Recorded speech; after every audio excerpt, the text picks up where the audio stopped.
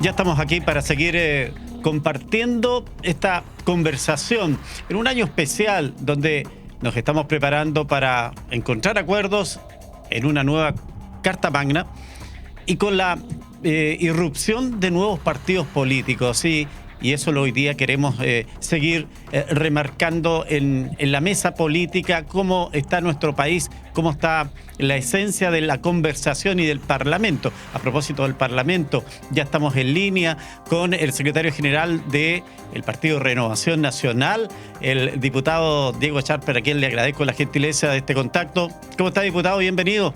Gracias por acompañarnos. Hola, Miguel Ángel. Gusto saludarlo. Buenas noches. Buenas noches, gracias por estar con nosotros. Como siempre, en el panel regional estamos con María Elena Bello, cientista política. Bienvenida, María Elena, nuevamente con nosotros. Muchas gracias por la invitación. Un placer estar aquí con ustedes. Bueno, y nos acompaña, él es concejal de Temuco, representa al Partido Socialista, también académico de la Universidad de la Frontera. Marco Antonio Vázquez, un buen amigo de estos medios de comunicación. Marco, bienvenido. Bueno, muchas gracias por la invitación y un saludo a cada uno de los panelistas y esperar que tengamos un programa muy ameno y con mucha información. Bueno, esa es la idea y claramente ha sido una semana de hartas novedades. Ya vamos a ir a la novedad del cambio de mesa en la Cámara de Diputados, donde evidentemente nuestro invitado nacional tuvo harto que decir y vamos a ver si estuvo también negociando. Pero antes queremos ver cómo va lo otro, Diego, cómo nos estamos acercando a estos acuerdos, a tener esta plataforma para poder sentarnos a escribir la nueva Constitución, que es el acuerdo que se logra después de un rechazo a un documento que se presentó como modelo para hacer Constitución en este país. Mayoritariamente el pueblo dijo no. Sí, bueno, primero saludar a los auditores, a los panelistas. A ver, yo creo que es súper importante entender, Miguel Ángel, que un acuerdo tiene que tener tres cosas al menos. Primero, ponerse en el contexto de lo que está ocurriendo en el país. Uno mira los estudios de opinión, mira las noticias que han ido saliendo y es evidente que el país que enfrenta el 15 de noviembre del 2019 es en parte distinto al país que tenemos hoy día, pero tiene algunas notas comunes. Tiene algunas urgencias sociales no resueltas, tiene una crisis de seguridad desatada y por lo tanto lo que uno observa que nos piden los chilenos es que por decirlo así, camino de cierre del proceso constitucional, que en mi opinión parte con la presidenta Michelle Bachelet y quizás hasta un poco antes, sea un proceso, si uno pensara en lógica, por decirlo así, de verbos sencillos, de cuajar más que de seguir desparramando. Entonces yo creo que lo que nos piden los chilenos es sobriedad, es que sea un proceso poco noticioso. Me da la impresión que estaremos de acuerdo que el proceso anterior era muy noticioso, todos los días una noticia distinta, una polémica distinta, que un señor votaba desde el baño, que un señor tocaba guitarra desde el podio, o sea, todos los días una noticia distinta y me da a mí la impresión que los chilenos quieren algo poco noticioso. Segundo, los chilenos quieren algo que en un momento de mucha incertidumbre económica, incertidumbre política, tienda a dar certeza y por eso nos lo jugamos tanto y me tocó redactarlos a mí, los bordes institucionales y también que haya alguien, le han llamado árbitro, pero en realidad es una instancia en donde si alguien violenta esos bordes, haya un mecanismo para hacerlos cumplir. Entonces, primer elemento, sobriedad, segundo elemento, certeza. Y evidentemente tiene que haber un espacio para la participación democrática. Nosotros creemos que en eso hay que encontrar un mecanismo que permita que los chilenos puedan dar su opinión, por lo pronto a través de un plebiscito de salida, y otros mecanismos que permitan de una participación real. Mira, en el proceso anterior estuvieron las famosas iniciativas populares de normas, donde la gente podía, Miguel Ángel, usted, por ejemplo, junto con un grupo de firmas, presentar una moción, ¿ya? Claro, y usted sabe que esas mociones duraron menos que este programa, duraron como 15 minutos, ¿ya? Entonces nosotros tenemos que aspirar a que haya una participación genuina. Lo que se queja la gente es que muchas veces su visión no está considerada. Entonces una de las cosas que hemos planteado es que cualquiera sea el órgano tenga que constituirse en todas las regiones del país y en las regiones tenga que ser capaz de hacer audiencias abiertas, es decir, escuchar a los ciudadanos en cuáles son sus inquietudes, sus aspiraciones, porque no nos puede volver a pasar, y eso ustedes en la región de la Araucanía lo conocen de cerca, que un texto que decía interpretar a los pueblos originarios en sus aspiraciones. Si usted revisa las 10 comunas donde hay mayor presencia mapuche, son las comunas donde menos votación tuvo el apruebo. O sea, es una cosa increíble. Se supone que el texto interpretaba ese mundo y ese mundo dijo claramente que no. Entonces, para que no se produzca este desajuste entre, por decirlo así, lo que miran ciertas élites y lo que sucede realmente en la comunidad, tenemos que generar esos espacios de participación. Entonces, dicho eso, yo soy optimista, Miguel Ángel, ya hemos avanzado en las bases que eran tremendamente difíciles. Imagínense lo que es poner de acuerdo a las distintas fuerzas políticas en 12 puntos en común, después respecto del llamado árbitro, y ahora esperamos que en los próximos días ya nos podamos poner de acuerdo en el mecanismo para no solo honrar nuestra palabra, sino que para que los chilenos tengan la tranquilidad de que vamos a cerrar este tema constitucional y le vamos a brindar al país estabilidad en esa materia. María Elena, dice el diputado que este proceso ha sido menos informativo, ha sido menos mediático, pero también está el otro lado. La gente piensa que a lo mejor ya se está olvidando este tema y va a quedar debajo de la alfombra la idea de tener una nueva constitución. Bueno, la verdad es que según el último sondeo de la Academ, justamente las personas cuando se les preguntó si querían, por ejemplo, una nueva constitución, el 65%, o sea, es una estadística relevante, sigue manteniéndose que sí. Ahora, claro, ahí hay ciertos matices, puede ser con, no sé si hay un plebiscito de entrada, un 50% dice que sí, debería haber un plebiscito de entrada, un 40% por otro lado dice que no es necesario, que hay que respetar, digamos, la votación que se ejerció anteriormente por el plebiscito de entrada. Entonces, yo creo que al final no creo que la gente se esté olvidando quizás del proceso constitucional en sí mismo. Yo creo que lo que aquí está sucediendo es una suerte de dinámica con lo que está pasando con la crisis de seguridad que tenemos hoy en día. Me da la sensación que digamos, en el camino que vaya habiendo más inseguridad por parte de las personas que la sigan. Bueno, el diputado dijo algo muy cierto, aquí en la región lo vivimos día a día. Más se va dividiendo las aguas en donde se va diciendo, bueno, nosotros tenemos urgencias ahora y la Constitución sigue un camino mucho más lento. Entonces, a mí quizás un temor que tengo es esta relación de desbalance, en donde las personas comiencen a pensar que ya un proceso constitucional no es tan urgente, sino que ahora hay que darle prioridad, por ejemplo, al tema de seguridad, que naturalmente tiene que ser, es algo urgente. O sea, por supuesto que estamos en una crisis tremenda, y es algo que se viene arrastrando de años. Por lo menos acá en la Araucanía, todos los que estamos aquí sabemos muy bien que esta problemática ha sido transversal independiente del color del gobierno que ha estado. Se ha mantenido, digamos, obviamente increciendo, lamentablemente. Pero en ese sentido yo creo que quizás una aprensión que tengo es esta división que la ciudadanía está haciendo de las líneas, donde no vaya a pasar que llegue un punto en donde diga, bueno, ya la Constitución no es tan relevante ahora porque necesitamos seguridad, que es muy válido. Pero ahí yo creo que hay que tener cuidado también los medios de comunicación, cómo están también informando este tipo de procesos, que son líneas paralelas pero que se comunican. Porque obviamente en una Constitución tiene que haber un marco también que, por ejemplo, resguarde el Estado de Derecho, resguarde ciertas nociones que son base para dar una discusión que, como decía el diputado, tenga que ser seria, sobria y con una cierta certeza en un plano en donde estamos con una incertidumbre tremenda. En lo personal y mirando lo que es, Marco Antonio, el pensamiento del Partido Socialista, ¿cuál es la apreciación que tienen de este proceso constitucional que se está iniciando nuevamente después del 4 de septiembre? Bueno, a mí me gustaría partir de que fue común para la gran mayoría de todas y todos los chilenos que necesitábamos una nueva carta fundamental, una carta que fuera nuestro espacio común. Y ahí fue que la gran mayoría de las chilenas y chilenos dijo que quería una nueva constitución. Obviamente, como lo han planteado muy bien ustedes, en el transcurso del proceso se fueron dando malas señales, tal como lo dice el diputado, muy malas señales. También hubo personas que dentro también aportillaron mucho el proceso, y eso hay que ser claro. Los medios de comunicación no aportaron, tampoco no aportaron un grupo de constituyentes.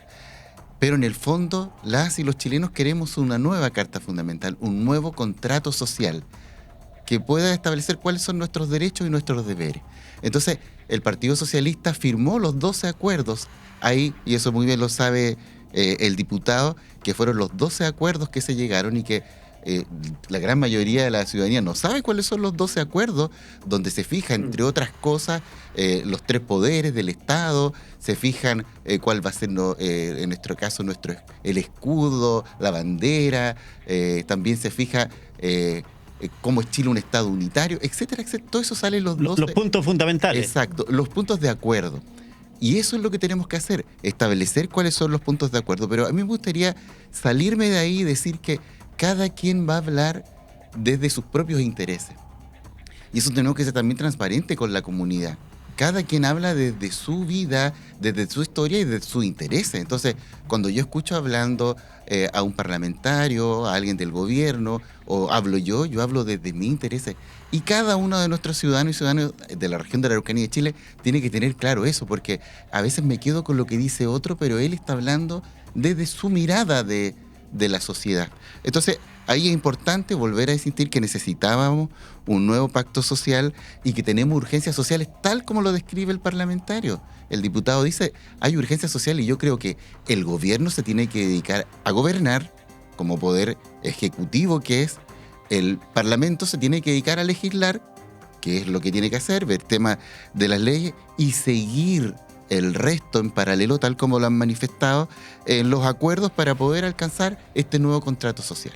Bueno, diputado Chalper, el segundo tiempo que se anuncia con el presidente Boric después de este cónclave que tuvieron los partidos oficialistas el fin de semana, es la línea que se espera de parte de la oposición, que el gobierno, como dice el concejal acá, gobierne y que sean los partidos políticos los que están en esta línea de poder trabajar en una nueva Carta Magna?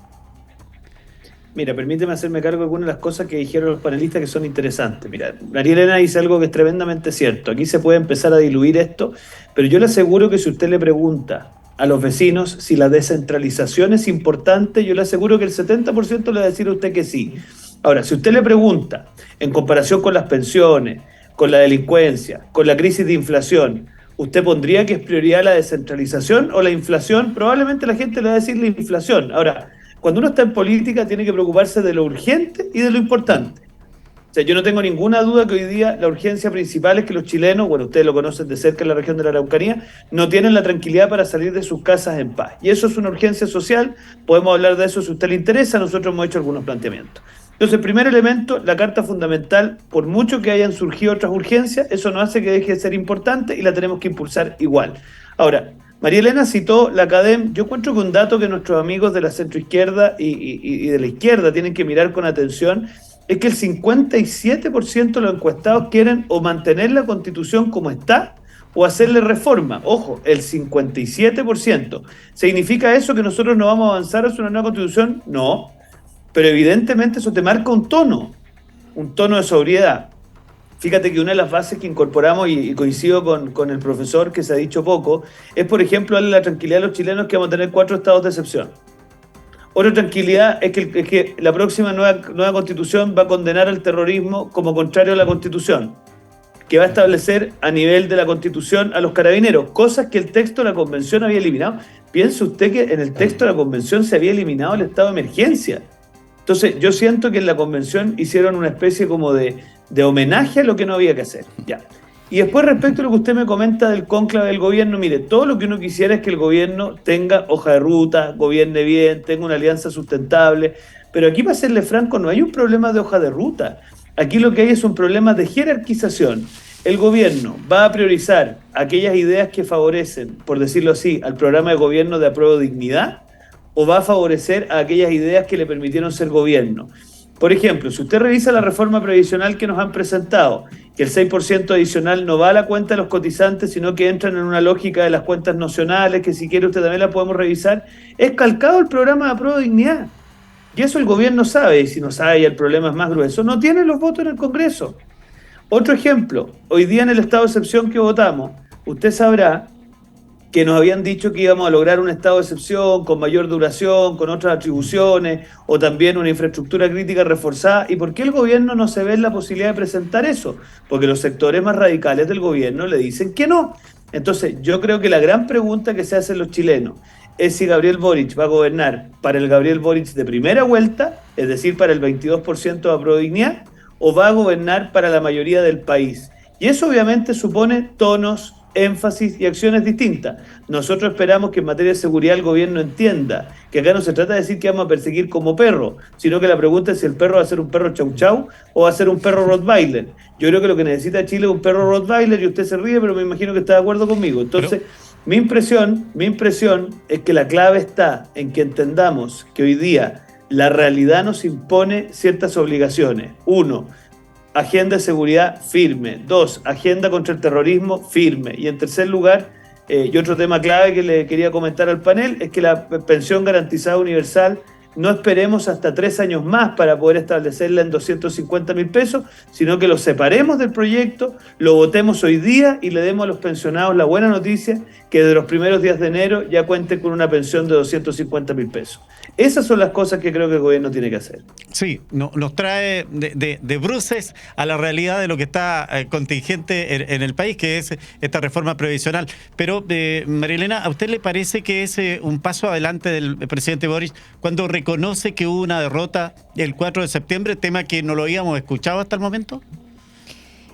Bueno, obviamente yo creo que aquí, claro, reconocer una derrota, por decirlo en el buen chileno, tampoco le queda otra. Digamos que yo creo que la realidad fue bastante grande, yo creo que es imposible no tampoco reconocerlo. O sea, por lo tanto, haberlo reconocido no significa que haya sido un gesto en sí mismo desde mi mirada, sino que es cuando tú ya realmente pierdes de alguna otra forma un gran eslabón en tu juego. Entonces, ahí, claro, escuchando al diputado, efectivamente, en las condiciones que está hoy en día el gobierno, en donde lamentablemente tiene una desaprobación que va subiendo cada vez más, que también es una lógica que se ha visto en otros gobiernos. O sea, yo creo que en Chile ya hace un tiempo atrás, unos años, ya los gobiernos vienen gozando de muy baja aprobación.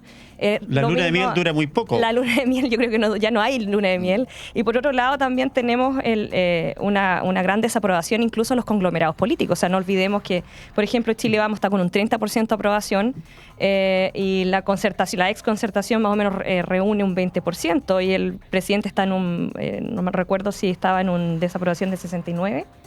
Entonces son cifras, digamos, que de alguna otra forma, claro que la ciudadanía está cuestionando, yo diría que todo el sistema. Entonces, claro, asumir la responsabilidad de que, ok, sufrimos una derrota, finalmente es parte de... Es como cerrar un duelo. Claro, es un duelo que es obligatorio, porque ya de alguna otra forma, como yo comparto con el diputado, que lamentablemente uno parte con un programa en un punto de inicio. Cuando tú te colocas en una campaña, partes con un programa que es bastante idílico. Es tu deber ser, ¿no? de sociedad, lo que tú miras como conglomerado.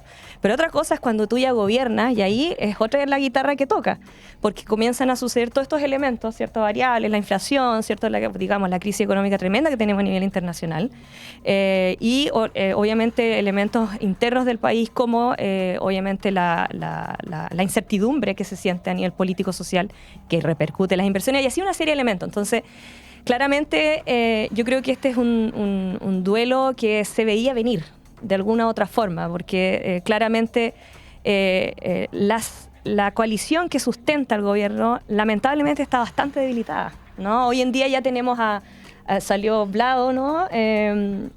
Como presidente, pero aún así es un triunfo dentro de una serie de lamentables derrotas. Ya vamos a conversar de eso. Diputado, digo diputado, ya lo estoy subiendo de rango ya. Para allá vamos. La última vez que tuvo un diputado nuestro aquí le dije lo mismo. Oiga, concejal, mire, lo que yo le quería plantear es que en definitiva también en este cónclave del domingo como que se dieron la mano. Terminemos de cuestionar a la ex concertación, que había sido un mensaje que tenían los partidos del presidente respecto de la calidad moral de los partidos que estuvieron anteriormente en el gobierno. Sí, bueno, como socialismo democrático nosotros tenemos claridad en eso y cada quien sabe cuánto fue el aporte que hizo. Y en las coaliciones de gobierno, y el diputado lo tiene que saber, los años que fue gobierno con el presidente Piñera, de que uno cuando está en una coalición propone, por ejemplo, en el caso mío, el Comité Central, la militancia, la ciudadanía nos decía, estos son los 10 puntos que queremos. Nosotros íbamos a negociar con los demás partidos de la concertación o después de las otras coaliciones de gobierno, y obviamente de los 10 podíamos avanzar 2. Entonces decíamos, ¿no avanzamos nada o avanzamos 2? Prefiero avanzar 2. Y así lo hicimos en todos los años de los gobiernos de la concertación y después cuando se hizo la nueva alianza. Y hoy día nosotros formamos parte de lo que es el gobierno con un propósito común. Hoy día, en el cónclave que hubo, sacamos un propósito común. Y el propósito común dice relación con que ya nos olvidemos porque nosotros teníamos esta coalición para fines electorales. Esa fue la coalición. Fue para que pudiera salir el presidente actual, Gabriel Boric. Entonces, era una coalición electoral, pero hoy día tiene que transformarse en una coalición de gobierno. Y ahí, tal como lo dice el diputado y nuestra panelista, hay urgencias. Y el gobierno tiene que preocuparse de esas urgencias y para eso tiene que empezar todo el proceso legislativo para poder colocar a punto esas urgencias. Entonces puedo terminar también mencionando en este punto de que, claro, ha tenido derrotas el Ejecutivo, pero también ha tenido triunfos. Y a mi parecer, el cónclave fue un triunfo porque lograron llegar a acuerdo y lo que pasó el día de ayer también fue un triunfo porque lo que estaba establecido, seguramente lo vamos a conversar después con el diputado, era que en la mesa no iba a llegar a acuerdo y hoy día el oficialismo tiene a cargo la mesa puntualmente de la Cámara de Diputados. Era precisamente lo que quería consultarle al diputado Charper, si ese triunfo ayer, aunque con muy pocos votos, pero triunfo al fin, de un parlamentario de la Alianza de Gobierno, es como la primera medalla en el segundo tiempo del presidente Boric, ¿o no? ¿O le estoy poniendo mucho? Yo creo que es un hecho la causa, y aquí usted sabe que me caracterizo por decir lo que pienso. Yo creo que ayer es un triunfo el gobierno, es un hecho la causa. Yo creo que Analía Uriarte jugó un rol muy importante en el resultado. Ahora, permítame decirle que esta es como una mesa de cristal, porque lo digo por lo frágil, porque usted comprenderá que cuando una mesa está fundada en una bancada quebrada, como la democracia cristiana, está fundada en votaciones disonantes de otra bancada como el PDG, en la votación de Andrés Joanet, de quien tengo mucho aprecio, pero yo entiendo que Amarillos no es una coalición, no es un partido de gobierno y así me lo han dicho. Entonces, en el fondo está fundado en ciertas votaciones coyunturales. Esa cuestión va a ser difícil mantenerla en el tiempo. Entonces, yo creo que Vlado Mirosevic, a quien conozco bien y tengo una buena opinión de él, tanto lo sabe que apenas asume su función, se acerca a las bancadas de oposición y ofrece todas las garantías. Yo que conocí de cerca el trabajo de Diego Paulsen, que también es de la zona de ustedes, sí, claro, muy amigo mío. Bueno, Diego fue capaz de conducir la Cámara de Diputados por 2 años, básicamente porque se transformó en alguien que le daba garantías a todo. Y creo que en eso el diputado Mirosevic va a tener una tarea. Nosotros al menos estamos conformes de haber, y quiero que se entienda por qué, de haber impedido que ganara Carol Cariola. No porque yo tenga un problema con ella, ni porque sea del Partido Comunista, sino que porque de verdad creemos que alguien del ADN de Apruebo Dignidad a cargo de la Cámara de Diputados no es lo que Chile necesitaba hoy día. Hoy día lo que Chile necesita es alguien que ojalá le marque un contrapunto a Apruebo Dignidad. Y creo que Vlado Mirosevic, siendo un hombre de centro izquierda, le va a plantear un contrapunto a Apruebo Dignidad y va a permitir que lo que llegue a votarse sea algo más moderado. Y fíjese que han ido ocurriendo otras cosas.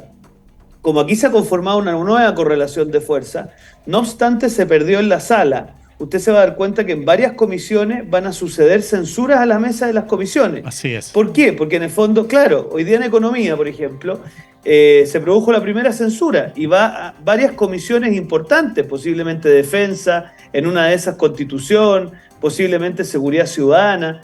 Van a ser comisiones manejadas por la oposición y eso yo creo que es una buena noticia para Chile, porque le va a imponer un cierto nivel de sentido de urgencia al gobierno que cuando tú estás sentado en puras comisiones gobernadas por tu misma gente, eso suele flaquear un poco. Sí, una buena señal lo de la corbata del presidente de la Cámara. O sea, a mí me parece que cuando uno representa una corporación tiene que tener investidura al cargo y por lo mismo yo me alegro. Ahora, como dice mi abuela, quien la quiero mucho, que en paz descanse, la corbata no hace al caballero. Claro. Hay caballeros con y sin corbata. Lo decepciona la democracia cristiana, el partido de la gente, porque parecía que se convertían en los partidos bisagra para este tipo tan estrecho de votaciones al interior del Congreso, pero no llegan a acuerdo, parece, ¿ah?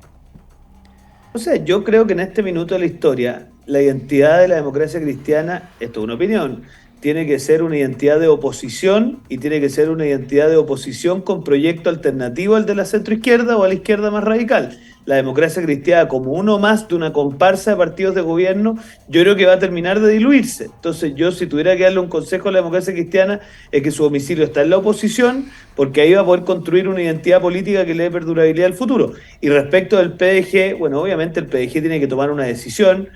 No me voy a meter ahí porque están en una situación de mucha crítica interna, pero yo verdaderamente creo que los partidos nuevos, su primera gran tarea es forjar una identidad.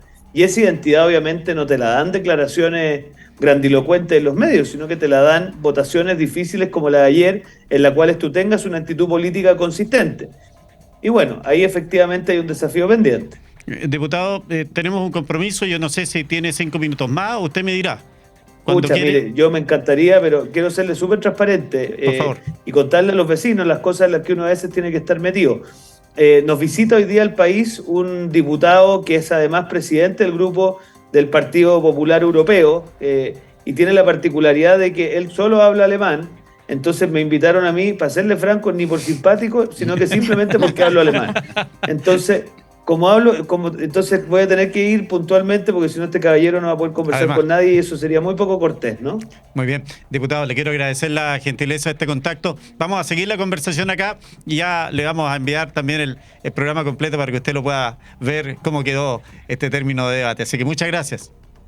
Que les vaya bien. Un abrazo. Muchas gracias por la invitación. Igual para ustedes. Bueno, nos deja hartos temas, hartos puntos ahí que seguir redondeando el diputado Schalper, porque, a ver, esto de la democracia cristiana, el partido de la gente, los amarillos, ahora el partido de los demócratas, ¿Chile da para tanto partido nuevo que se está generando? Bueno, una de las clásicas en la ciencia política, por decirlo, de las clásicas como de repente poner ojo, era la atomización de los partidos. La cantidad de partidos que existía en un país antiguamente, bueno, varios de los teóricos, justamente cientistas políticos, argumentaban que cuando hay un exceso de partidos, se vuelve muy difícil llegar a acuerdos, por lo tanto es bastante difícil dar una gobernabilidad al país. Ahora, claro, ¿qué pasaba? ¿Cuál es, como digamos, el mecanismo que se utiliza para equilibrar la atomización de partidos? Que obviamente que iba a pasar con un sistema proporcional. Recordemos que estamos en un sistema proporcional de elección, ¿no? Electoral, distinto al binominal. El mecanismo que generalmente se utilizaba y que le ha funcionado generalmente a Chile sobre todo, era las coaliciones fuertes, que se formaran grandes bloques, finalmente que funcionaran como un bipartidismo, entre comillas. Entonces, diciendo esto quizás que suena muy teórico, pero que se aplica bastante en la realidad, sobre todo latinoamericana, porque pensemos que, digamos que este degranaje de partidos no solamente está pasando en Chile. Yo creo que Latinoamérica está presentando una tendencia bastante similar en cómo nuevas voces, nuevas fuerzas están adquiriendo un cuerpo, ¿no? Que es válido. Ahora sí, efectivamente, yo creo que el desafío va a estar en cómo se generan estos grandes acuerdos.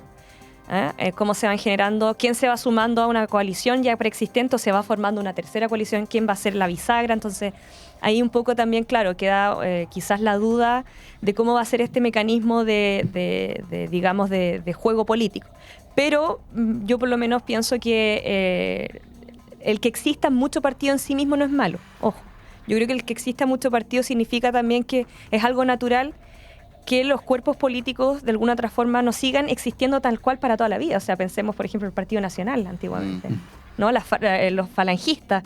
Nunca se mantiene todo igual. Entonces también hay que recordar también la historia para ir viendo ciertas conclusiones que son en materia de partidos políticos. Pero...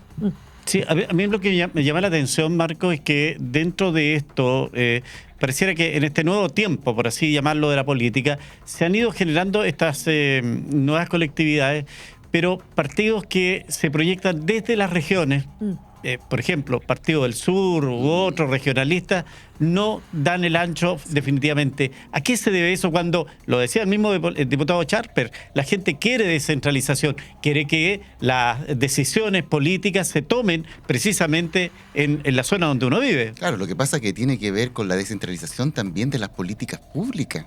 Las políticas públicas, para que en la casa puedan también entender, las políticas públicas tienen que crearse desde la base. O sea, hablan en la metodología, hablan de bottom-up, que significa que tienes que ir de abajo hacia arriba. Desde la organización social se va tejiendo hacia arriba y después cuando ya está listo dice top-down, que tiene que ver con baja toda la política pública y uno dice, justo esto es lo que me pasaba a mí. Pero hoy día no pasa porque somos un país muy centralista. Entonces necesitamos mayor descentralización, y en la medida que tengamos mayor descentralización, mayor representatividad, tenemos hoy día gobernadores regionales, ellos pueden llevar cuáles son las preocupaciones de cada uno de los territorios porque son diferentes. Lo que nos pasa a nosotros es muy diferente de lo que pasa en la región del Biobío, lo que pasa en Arica, Parinacota. Entonces, en la medida que haya mayores procesos de descentralización, me encantaba a mí de la propuesta de la nueva Constitución lo que eran los gobiernos comunales autónomos, que se llamaba como las comunidades autónomas en Europa. Sí, entonces era, España, sobre todo. claro, entonces éramos un territorio autónomo, entonces el municipio iba a decidir, iba a tener injerencia en las políticas públicas de la gente de su territorio. Entonces, a la medida que eso vaya ocurriendo, obviamente van a florecer estos movimientos, pero los movimientos o partidos, como le quieran llamar, tienen que tener una base y tienen que saber proyectarse también. Yo represento al Partido Socialista, que tenemos muchísimos años, está el Partido Radical, hay otros partidos también, pero los partidos tienen que adecuarse al momento y a los requerimientos de la comunidad y de la sociedad. Nosotros, Partido Socialista, los trabajadores de Chile. Entonces, bueno, pero ¿cómo estás sintonizando tú con las preocupaciones hoy día de los trabajadores de Chile, que es diferente a los 50 años atrás? Entonces, ¿cómo yo hoy día veo que hoy día las personas están con el teletrabajo? Chuta, ¿y cómo entonces las políticas públicas laborales se vinculan con eso? Entonces, ahí es donde los partidos políticos tienen que ser fuertes. Yo soy de la lógica de que los partidos políticos tienen que ser fuertes porque así tienen mayor representatividad en la comunidad y se pueden gestar buenas políticas públicas, y la coalición gobernante, que en este caso el que gana la elección, lo gana con un programa de gobierno que a la comunidad le seduce. Y después lo importante es que nuestros parlamentarios se preocupen de fiscalizar que se cumpla el programa de gobierno. Y eso no está ocurriendo mucho hoy día. Sí, yo por quería favor. hacer un alcance. Justamente el concejal le encuentro mucha razón, sobre todo en la parte que decía que efectivamente los partidos cuando nacen tienen que tener también, como las instituciones, valores, cierta misión, visión, tienen que posicionarse estratégicamente para tener una sustentabilidad en el tiempo. Quizás lo que uno puede observar de estas coyunturas que se están generando, amarillo, ¿cierto? Partido, no me acuerdo, demócrata, que es el nuevo, claro, y así otros también, es que nacen desde una coyuntura muy reactiva. No necesariamente nacen de una base, como usted decía, del bottom-up, que es lo que las personas te están planteando, sino que nacen de una coyuntura reactiva. Es decir, fue una coyuntura la que generó finalmente esta división que ya se venía viendo de hace bastante tiempo en la democracia cristiana, sobre todo en la democracia cristiana. Entonces, estas coyunturas, claro, uno puede cuestionarse cuánta sustentabilidad le va a poder dar a un nuevo partido que nace de una forma reactiva. Esto es como las leyes, ¿no? Las leyes generalmente tienen una impronta reactiva. En Chile tenemos muchas leyes con nombres personales. Sí. De Samudio, bueno, cierto, Emilia, y así vamos, el Cholito. Entonces, estas coyunturas cuando son reactivas, lo que hay que custodiar, si tú me preguntas a mí qué uno le podría aconsejar a estos nuevos partidos, es propongan un proyecto que nazca también de los grupos que se supone que van a representar. ¿A quiénes representan? Esa es mi pregunta. Y esa es la pregunta, yo creo que el día de mañana se van a hacer mucho. Sí, entre paréntesis y entre medio del análisis, la democracia cristiana se toca varias veces. ¿Qué es lo que está pasando con la Falange, en definitiva? ¿Es un agotamiento del tiempo, falta de renovación, o en definitiva se ha perdido la brújula en esta flecha con las dos franjas? A mi parecer, definir dónde tiene que estar. Eso, definir dónde están. No puede estar con un pie a un lado y el otro en el otro. Es que lo que pasa que, decía en su tiempo Víctor Jara, usted no es nada. No es chicha ni limonada. Nada. Entonces, claro, hay momentos en los cuales uno tiene que asumir y decir, yo estoy en esta vía y esta. Si me va mal, me fue mal. Y tendré que esperar 5, 10, 12 años para poder provocar esa transformación social que mi movimiento esperaba. Pero no puedo estar tratando de estar bien en todas partes. Entonces, al final el electorado, porque una cosa es crear estos movimientos, exacto, pero el que al final te define es el electorado, el que te da el voto. Exactamente. Y el electorado sabe cuando no tienes tu fundamento o eres cortoplacista. Hoy día hablamos de la obsolescencia programada, ¿no es cierto? Cómprate un refrigerador, total te va a durar 2 o 3 años y después va a quedar obsoleto. Entonces también hay partidos y movimientos que tienen obsolescencia programada. Pero a propósito de eso, María Elena, me gustaría escuchar su opinión respecto de no solo la política en Chile, sino lo que está ocurriendo en el mundo. Hoy día la ultraderecha está tomando muchos gobiernos, particularmente en Europa. Sí. En Brasil, si bien es cierto, entra una coalición de centro-izquierda. Yo no sé cómo viene ahora el nuevo presidente, en qué línea viene también, pero el Parlamento, Bolsonaro es completo de él. Entonces, se han ido extremando las posiciones políticas, o se es de izquierda o se es de derecha. Entonces, eso es lo que también es el reflejo de lo que está ocurriendo aquí en Chile, y donde partidos, como bien decía el concejal, como la Democracia Cristiana, no está en esa ala, ni en la derecha ni en la izquierda con fuerza. Bueno, recordemos que la Democracia Cristiana parte de su característica ha sido un partido de centro, ¿no? Esta identidad de centro que partió así, obviamente podemos discutir si eso sigue siendo así, pero claro, a tu pregunta, Miguel, la política, a mí me enseñaron algo que es muy cierto, y llevo ya años aquí. La política es como un péndulo, no es estática, es un péndulo de posiciones ideológicas. El péndulo siempre, en todo el mundo vamos a ver que va así. Derecha, izquierda, claro, pasa periodos en donde la centro-izquierda o izquierda se mantiene, como lo mismo también la centro-derecha. Ahora, claro, ¿qué es lo que estamos viendo hoy en día? Una mayor polarización política. Y eso claramente también es una banderita roja que uno puede colocar a nivel latinoamericano, y no solamente latinoamericano, sino que también justamente europeo. Pensemos en Italia, ¿no?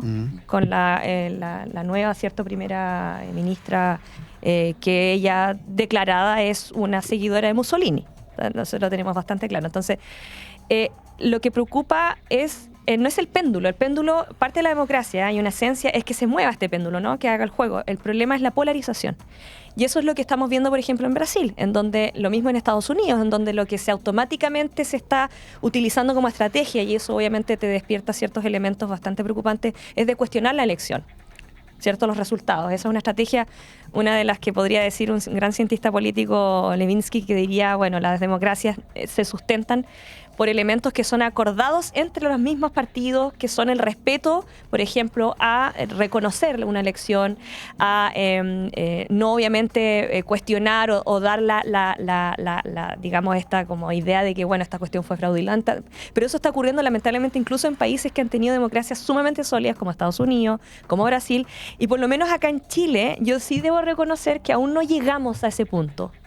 No hemos llegado al punto de desconocer una elección. O sea, recordemos que José Antonio Kast fue una pelea bastante atrincherada entre Boric y Kast, pero aún así Kast reconoció, le deseó lo mejor. Obviamente tendrán sus diferencias, pero aún existe este espíritu, digamos, ciudadano, democrático que Chile aún mantiene. Ahora, claro, el día de mañana, si esto comienza a transmutar a algo como lo que estamos viendo en Brasil, ahí ya tenemos que decir, bueno, aquí estamos en un escenario bastante grave. El punto ahí es la confusión que se da en las ultraizquierda, ultraderecha, claro, con un gobierno populista que diga, yo traigo la solución acá, y se hace un pavimento de camino, y posteriormente las situaciones para los países en general es muy compleja, concejal. Sí, hay un filósofo que se llama Bull Yuhan, y él habla del enjambre. Dice que hoy día, por medio de las redes sociales y todo, uno es feliz si te colocan un me gusta, ¿ya? Y eso a ti te hace feliz porque te salió un me gusta. Y también dice que eres parte del enjambre, y que tú lo que haces, lo hacemos nosotros, es meter boche. Entonces yo voy y puedo, a través de las redes sociales, tuitear y hablar mal de alguien, y tiro, pero cuando estoy frente a frente, no lo hago. Entonces soy un enjambre, meto boche, no tengo... Y ahí entonces Marx no podría estar con este tema, trabajadores unidos, porque no hay masa, ¿viste? Cambió el concepto, ya no es masa, es un enjambre que mete boche. Entonces, al ser un enjambre que mete boche, y somos así hoy día como sociedad, estamos muy permeables a discursos nacionalistas. Somos una sociedad líquida. Claro, ya, muy bien. Entonces, al final estamos súper... Entonces alguien dice, no, vamos a proteger el empleo y la propiedad privada y la educación que nosotros definamos, y se mete el tema también valórico, y lo vimos en Brasil con el pueblo evangélico. Y que en Brasil es muy importante, sí, el mundo evangélico. Entonces, es un discurso hoy día que es un discurso ultranacionalista, y va pasando, y tal como lo dices tú, en la medida que nosotros sigamos siendo una sociedad poco culta, una sociedad en la cual no tengamos discusión, no tengamos educación cívica, no tengamos estos foros donde podamos con tolerancia contar qué es lo que opinamos, se va polarizando y al final la gente se queda con lo que escuchó y dice, no, aquí está la escoba, entonces ultra. Y después va a estar el otro gobierno, se van para el otro lado. Pero tiene que ver porque no estamos discutiendo el país, Chile, el mundo que deseamos para el futuro.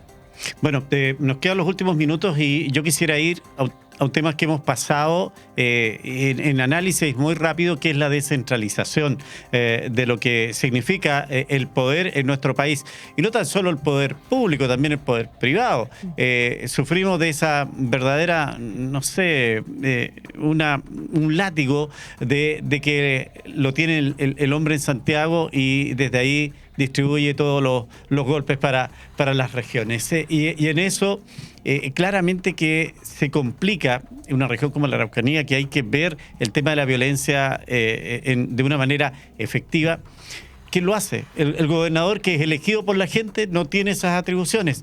El delegado va a entregar una solución, si es que la hace, con la instrucción que le digan desde la moneda. ¿Cómo poder enfrentar eso de descentralizar el país de una manera efectiva, María Elena? No, es una pregunta bastante complicada, pero yo creo que sí se han levantado ciertos espíritus que tienen que ver justamente con lo que decía el concejal. Esta idea, por ejemplo, la autonomía de ciertas entidades que permitan, ¿cierto?, dar una representatividad lo suficientemente consonante con la comunidad en donde está inserta, ¿no? Ahí tienes elementos, por ejemplo, que sí funcionan en Europa y funcionan bastante bien. Ahora, ¿qué creo yo que es la clave aquí y que claro, cambia el matiz de la discusión en la centralización? Son los recursos económicos. Tú, por mucho que descentralices administrativamente, yo puedo hacer toda una propuesta preciosa, pero si yo no tengo recursos, no puedo hacer nada. Es letra muerta. Entonces aquí yo creo que la discusión, antes incluso del mecanismo en sí mismo, es cuántos recursos realmente se están redistribuyendo de forma, digamos, justa en las regiones también, ¿no? Pensemos que la Araucanía llevamos ya muchos años teniendo la bandera de primer lugar de una de las regiones más pobres de Chile, ¿cierto? Con una ejecución del FNDR bastante que deja que desear, muchas veces quedando incluso con un porcentaje sin ejecutar, ¿cierto? Entonces, yo creo que la discusión de una real descentralización pasa mucho por los recursos. Entonces ahí, obviamente, claro, la crítica que uno puede hacer es cuánto también concentra Santiago y el norte, ojo, el norte que tiene todo el poder, ¿cierto? El capital minero. Cuánto concentra esta riqueza y hace que la discusión, por lo tanto, se mueva hacia el norte y quedemos todas las regiones del sur y centro olvidadas de alguna otra forma, ¿no? Entonces, yo creo que una clave de la descentralización eficaz es ponernos a discutir en materia económica, ¿no? Y ahí es donde también yo creo que la inversión regional es muy importante. Lamentablemente en la Araucanía tenemos el problema que es muy difícil invertir hoy en día. No es atractivo, ¿por qué? Porque claramente hay un temor de que lo que inviertas o te lo quemen o vas a sufrir alguna situación de violencia. Pensemos que ahora tenemos lamentablemente casos ya de incluso gente que están baleándose. Entonces hay una serie de elementos que van de alguna otra forma contradiciendo este brazo articulador que sería la inversión, por lo menos, que podría permitirnos de alguna otra forma tener una mirada mucho más consciente de una descentralización eficaz. Bueno, esa es mi opinión. Lo que plantea María Elena me recuerda en el gobierno del presidente Elwin, un ministro en una universidad, frente a un discurso enardecido del alcalde de Temuco en su tiempo, René Zafiri.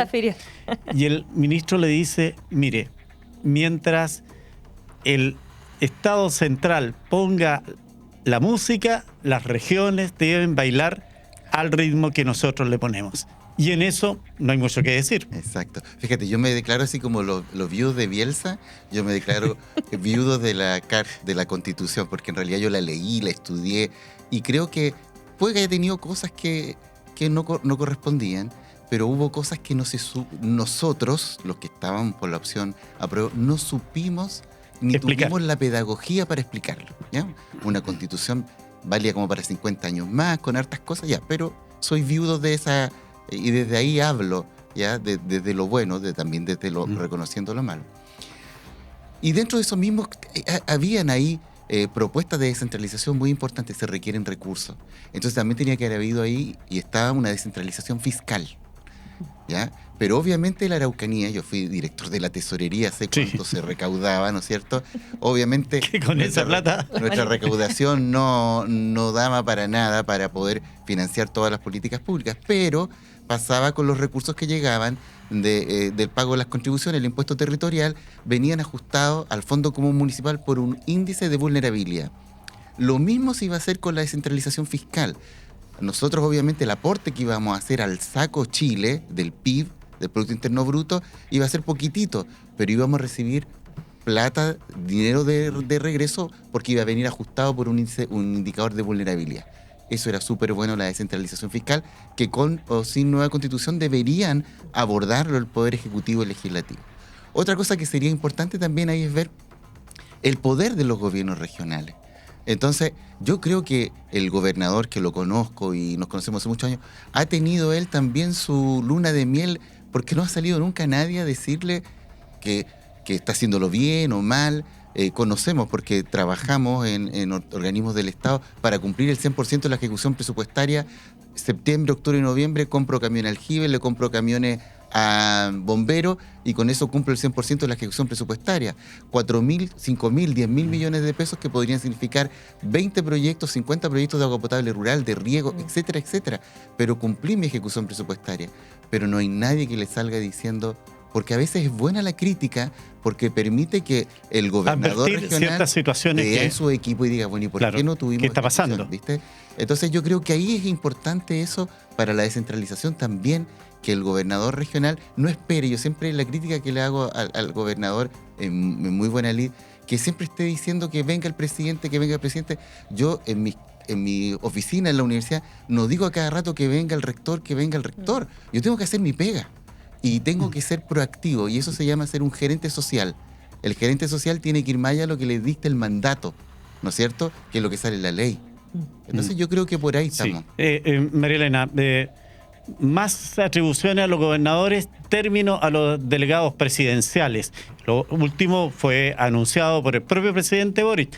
Lo primero, cuando estos grupos regionalistas decían, bueno, entre nada que tengamos un gobernador que es en realidad un león sin dientes. Claro.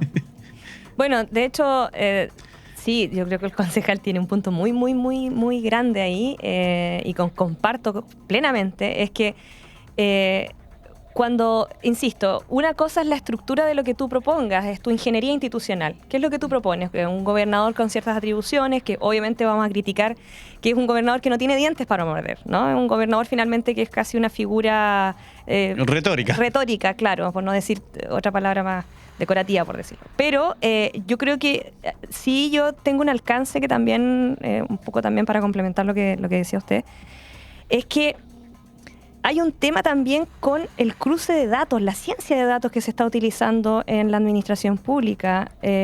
¿Y por qué quiero entrar en esta como una especie de big data público?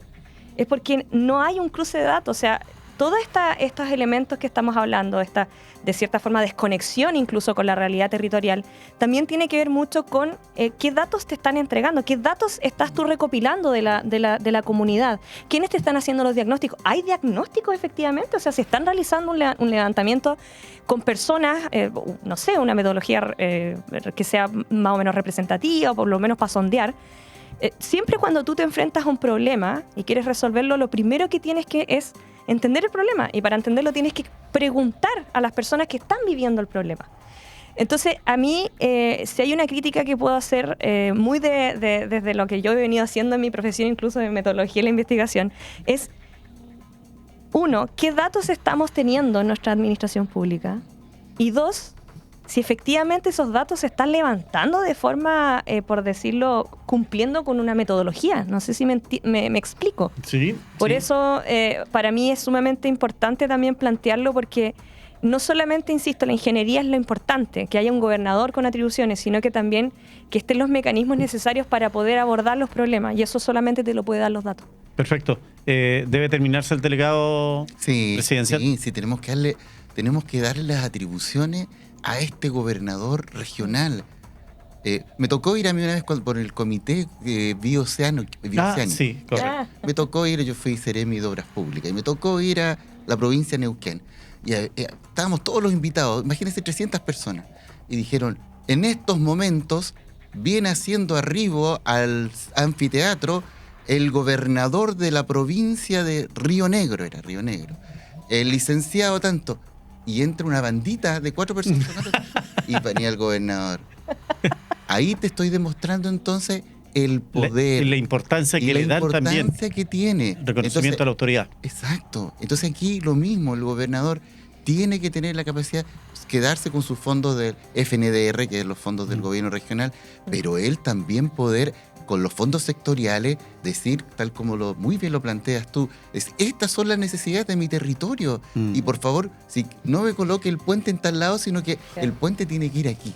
Eso yo creo que es muy, muy importante en este nuevo proceso de descentralización que debería tener nuestro país. Interesante. Quiero agradecer la gentileza a Marco Antonio de acompañarnos en este programa de conversación y de educación en fondo, porque esa es la idea de que la gente entienda que la política es para hacer que Chile funcione, en definitiva. Exactamente, sí. Así que muchísimas gracias a usted, muchísimas gracias a ti, me encantó. No, muchas gracias. Porque, claro, uno va mezclando lo político con lo teórico, lo académico, pero no es tan aburrido cuando uno se lo enseña a la gente, a ustedes que están en casa, para que puedan aprender y se seduzcan a saber más de la política, que es parte de nuestro diario vivir. Así es, María Elena, como siempre, gracias por acompañarnos nuevamente y en cualquier instante volvemos a conversar. Pronto ya nos vamos a ver. Muchas gracias también, concejal. Bueno, y con ustedes en cualquier momento seguimos compartiendo, conociendo los temas políticos, pero que lo hacemos así muy locales y que para que pueda ser práctico también entender que la política también nos sirve. Muchas gracias por acompañarnos.